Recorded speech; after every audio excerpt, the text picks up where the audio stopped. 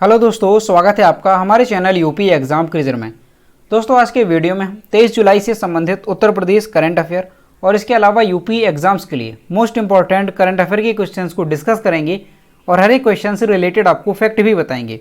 और वीडियो के अंत में हम आपसे ये क्वेश्चन भी पूछेंगे जिसका जवाब आपको कमेंट बॉक्स में देना है। और अगर आपको इसकी PDF डाउनलोड करनी है तो आप हमारे टेलीग्राम ग्रुप से इसकी PDF डाउनलोड कर सकते हैं। टेलीग्राम ग्रुप की लिंक आपको वीडियो के डिस्क्रिप्शन में मिल जाएगी। तो चलिए शुरू करते हैं। आज का सेशन शुरू करने से पहले हम कल के क्वेश्चंस का रिवीजन करेंगे। कल का पहला क्वेश्चन है, प्रधानमंत्री नरेंद्र मोदी ने उत्तर प्रदेश के कितने मेडिकल कॉलेजों का 30 जुलाई को लोकार्पण किया? इसका जो करेक्ट आंसर है वो है ऑप्शन नंबर सी, 9 मेडिकल कॉलेजों का। अगला क्वेश्चन है, उत्तर प्रदेश सरकार ने कितने स्थानों को फ्री वाईफाई सुविधा देने की घोषणा की? इसका जो करेक्ट आंसर है वो है ऑप्शन नंबर ए, 217 है। अगला क्वेश्चन है, और दोस्तों उत्तर प्रदेश करंट अफेयर के लास्ट 6 मंथ की जो PDF हमने तैयार की है उसे आप इस वीडियो के डिस्क्रिप्शन में जो लिंक दी गई है वहाँ से उसे डाउनलोड कर सकते हैं। और इस PDF की जो फीस रखी गई है वो मात्र 21 रुपये इसकी फीस रखी गई है। और इस PDF में उत्तर प्रदेश करंट अफेयर के जनवरी से लेकर के जून 2021 तक के सभी इंपॉर्टेंट क्वेश्चंस को डिटेल्ड पूर्वक उसमें बताया गया है। और दोस्तों जब आप इसे डाउनलोड करेंगे तो ये जो PDF है वो आपके ईमेल पर भेज दी जाती है जहां से आप इसे प्राप्त कर सकते हैं। अगला क्वेश्चन है, चर्चा में रहा हस्तिनापुर उत्तर प्रदेश के किस जिले में स्थित है? तो ये स्थित है मेरठ में, यानी ऑप्शन नंबर बी इसका करेक्ट होगा। अगला क्वेश्चन है, ICC की तरफ से जारी ताज़ा रैंकिंग में निम्न में से कौन सी भारतीय महिला खिलाड़ी वनडे रैंकिंग में शीर्ष पर पहुंच गई हैं? इसका जो करेक्ट आंसर है वो है ऑप्शन नंबर बी, मिताली राज। अगला क्वेश्चन है, हाल ही में किस देश ने हज में शामिल होने वाली महिलाओं के लिए पुरुष अभिभावक की आवश्यकता को हटा दिया है? इसका जो करेक्ट आंसर है वो है ऑप्शन नंबर सी, सऊदी अरब। अगला क्वेश्चन है, हाल ही में किस देश में मंकी बी वायरस से मानव के संक्रमित होने का पहला मामला सामने आया है? तो ये आया है चाइना में, यानी ऑप्शन नंबर ए इसका करेक्ट होगा। अगला क्वेश्चन है, जुलाई 2021 में पुरातत्वविदों ने किस राज्य के एक चट्टानी और जंगली कोने में गुफा चित्रों की खोज की है? इसका जो करेक्ट आंसर है वो है ऑप्शन नंबर बी, हरियाणा। अगला क्वेश्चन है, मून लैंडिंग डे निम्न में से किस दिन मनाया जाता है? इसका जो करेक्ट आंसर है वो है ऑप्शन नंबर डी, 20 जुलाई, यानी हर वर्ष 20 जुलाई को मून लैंडिंग डे मनाया जाता है। अगला क्वेश्चन है, संयुक्त राष्ट्र के किस पूर्व महासचिव को हाल ही में एक बार फिर अंतर्राष्ट्रीय ओलंपिक समिति के आचरण आयोग का अध्यक्ष चुना गया? इसका जो करेक्ट आंसर है वो है ऑप्शन नंबर बी, बान की मून को। अब दोस्तों शुरू करते हैं आज का सेशन। आज का पहला क्वेश्चन है, हाल ही में किस राज्य सरकार ने कोरोना से अनाथ हुए बच्चों के लिए बाल सेवा योजना का शुभारंभ किया? तो ये किया गया है उत्तर प्रदेश में, यानी ऑप्शन नंबर सी इसका करेक्ट होगा। हाल ही में उत्तर प्रदेश सरकार ने कोरोना से अनाथ हुए बच्चों के लिए बाल सेवा योजना का शुभारंभ किया। कोरोना काल में अनाथ हुए बच्चों के भविष्य को संवारने, आर्थिक और शैक्षिक मदद पहुंचाने के उद्देश्य से यह योजना शुरू की गई। उत्तर प्रदेश के मुख्यमंत्री योगी आदित्यनाथ गुरुवार को बाल सेवा योजना का शुभारंभ किया। तो दोस्तों आपको ध्यान रखना है कि जो उत्तर प्रदेश में बाल सेवा योजना का शुभारंभ किया गया है तो इसका जो शुभारंभ है वो किया किसने है? तो मुख्यमंत्री योगी आदित्यनाथ ने गुरुवार को इसका शुभारंभ किया है। और ये जो बाल सेवा योजना है इसके तहत 18 वर्ष की उम्र तक ऐसे बच्चे जिनके माता या पिता अथवा दोनों की मृत्यु कोरोना से हो गई, इन बच्चों को प्रदेश सरकार की ओर से 4,000 रुपये प्रति माह दिया जाएगा। और ऐसे बच्चे जो पूरी तरह से अनाथ हो गए हैं तो उन्हें बाल कल्याण समिति के आदेश से उन्हें बाल देखभाल संस्थाओं में भेजा जाएगा। तो दोस्तों आपको ध्यान रखना है कि जो बाल सेवा योजना है ये किस राज्य सरकार ने शुरू की है? तो उत्तर प्रदेश ने इसे शुरू किया है। अगला क्वेश्चन है, भारत का पहला ग्रीन हाइड्रोजन प्लांट कहाँ लगाया जाएगा? तो ये लगाया जाएगा मथुरा में, यानी ऑप्शन नंबर बी इसका करेक्ट होगा। भारत का पहला ग्रीन हाइड्रोजन प्लांट मथुरा में लगाया जाएगा। भारत की सबसे बड़ी तेल कंपनी भारतीय तेल निगम लिमिटेड यानी IOC अपनी मथुरा रिफाइनरी में इस प्लांट की स्थापना करेगी। इसका उद्देश्य तेल और ऊर्जा के स्वरूपों यानी दोनों की बढ़ती मांग को पूरा करने के लिए भविष्य की आपूर्ति के लिए तैयार होना है। तो दोस्तों ये क्वेश्चन भी मोस्ट इंपॉर्टेंट है, आपको अच्छे से ध्यान रखना है कि भारत का ये पहला ग्रीन हाइड्रोजन प्लांट जो है वो स्थापित किया जा रहा है। और ये कहाँ पर स्थापित किया जाएगा, तो उत्तर प्रदेश के मथुरा में ये भारत का पहला ग्रीन हाइड्रोजन प्लांट स्थापित किया जाएगा। और इसे कौन सी कंपनी स्थापित करेगी, तो भारत की सबसे बड़ी जो तेल कंपनी है भारतीय तेल निगम लिमिटेड यानी IOC, ये अपनी मथुरा रिफाइनरी में इस प्लांट की स्थापना करेगी। अगला क्वेश्चन है, हाल ही में किस राज्य सरकार ने इलेक्ट्रिक बसों का ट्रायल रन शुरू किया है, तो ये किया है उत्तर प्रदेश ने, यानी ऑप्शन नंबर डी इसका करेक्ट होगा।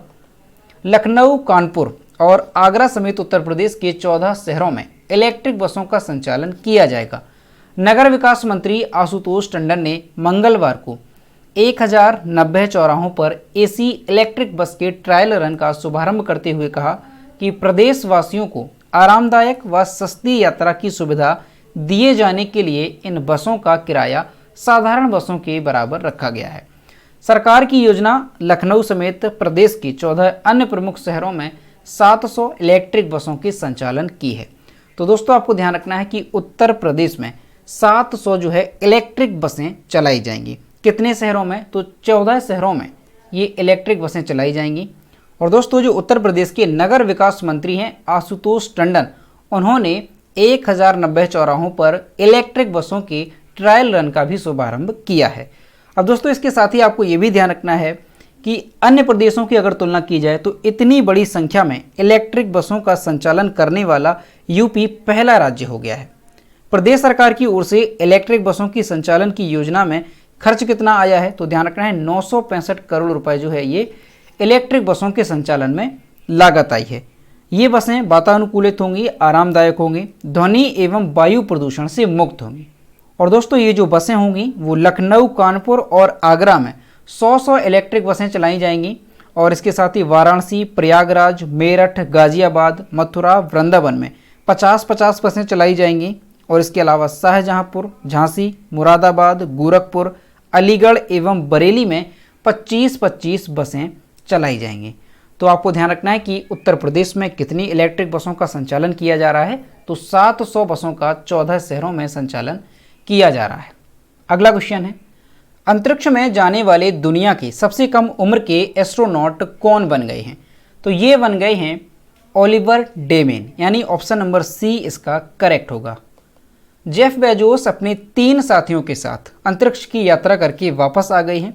इस यात्रा में ब्लू ओरिजिन के फाउंडर जेफ बेजोस के साथ उनके भाई मार्क बेजोस, वैली फंक और ओलिवर डेमेन शामिल थे। 18 वर्षीय ओलिवर डेमेन अंतरिक्ष में जाने वाले सबसे कम उम्र के, जबकि 82 वर्षीय वैली फंक अंतरिक्ष में जाने वाली सबसे उम्रदराज एस्ट्रोनॉट बन गई हैं।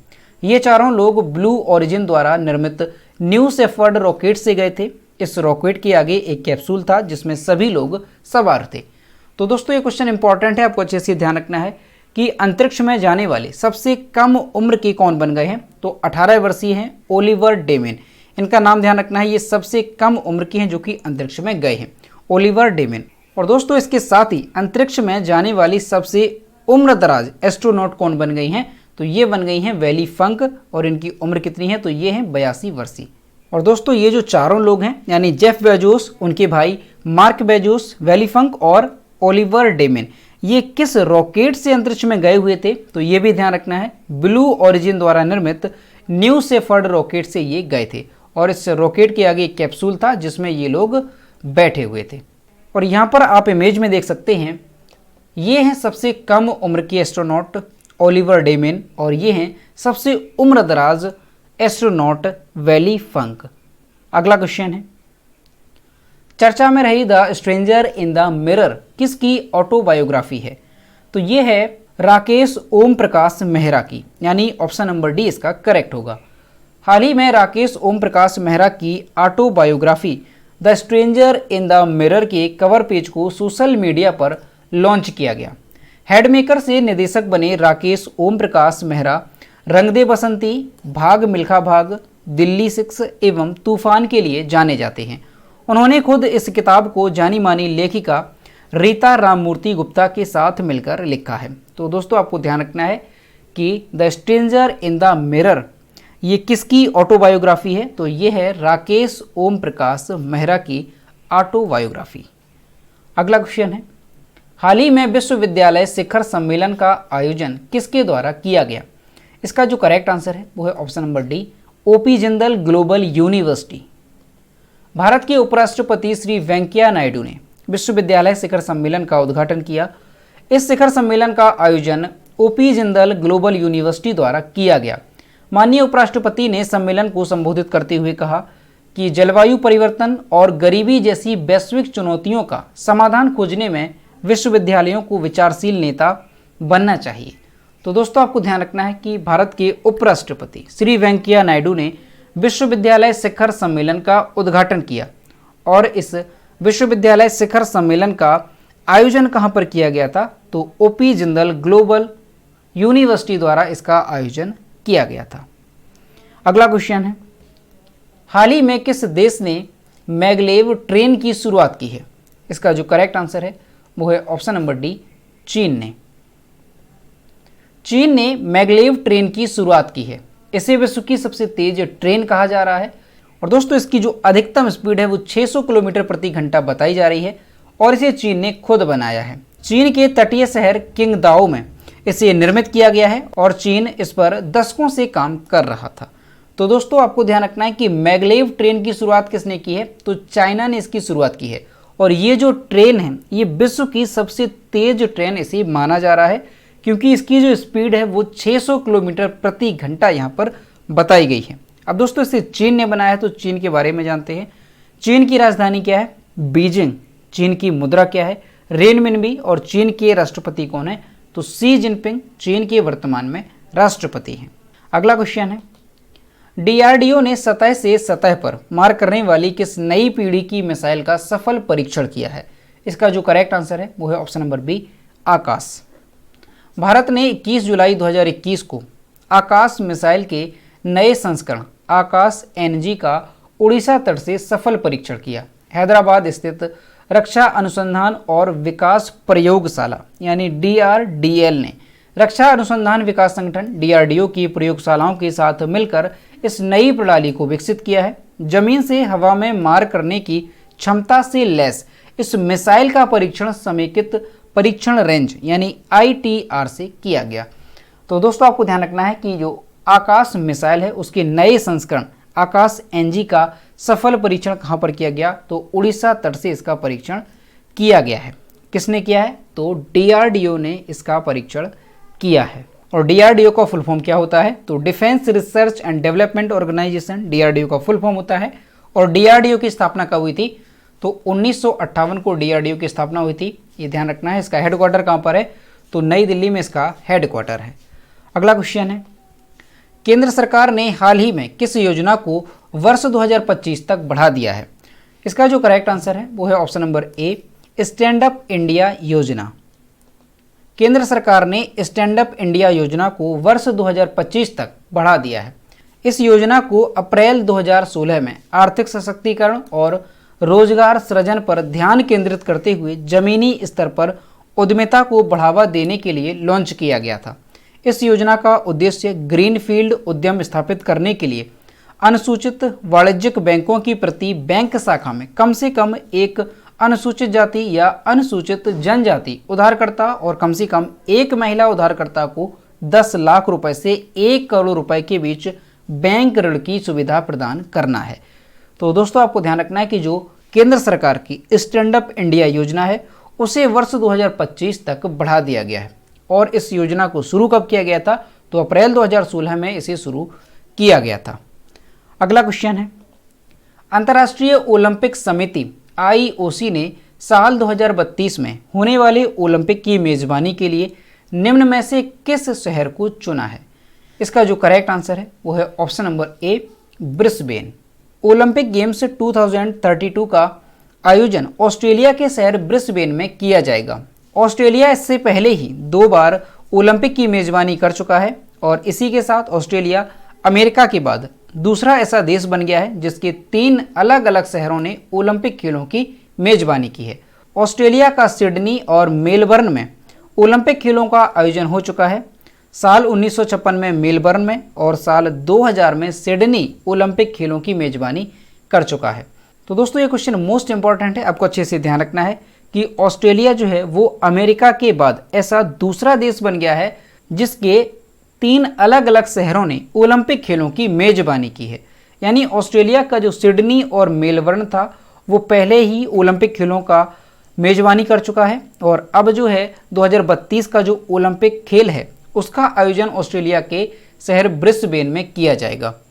और दोस्तों जो सिडनी और मेलबर्न है यहाँ पर कब ओलंपिक हुए थे, तो 1956 में मेलबर्न और साल 2000 में सिडनी इसका मेजबानी कर चुका है। अब दोस्तों यहाँ पर ऑस्ट्रेलिया की बात है तो ऑस्ट्रेलिया की राजधानी क्या है, तो कैनबरा ऑस्ट्रेलिया की राजधानी है। ऑस्ट्रेलिया के जो प्रधानमंत्री हैं वो हैं स्कॉट मॉरिसन और ऑस्ट्रेलिया की जो मुद्रा है वो है ऑस्ट्रेलियन डॉलर। तो दोस्तों ये थे 23 जुलाई से संबंधित उत्तर प्रदेश करंट अफेयर और इसके अलावा यूपी एग्जाम्स के लिए मोस्ट इंपॉर्टेंट करंट अफेयर के क्वेश्चन जो कि हमने डिस्कस किए। अब हम देखते हैं कल के वीडियो का क्वेश्चन जो हमने आपसे पूछा था। तो ये है कल के वीडियो का क्वेश्चन जो हमने आपसे पूछा था।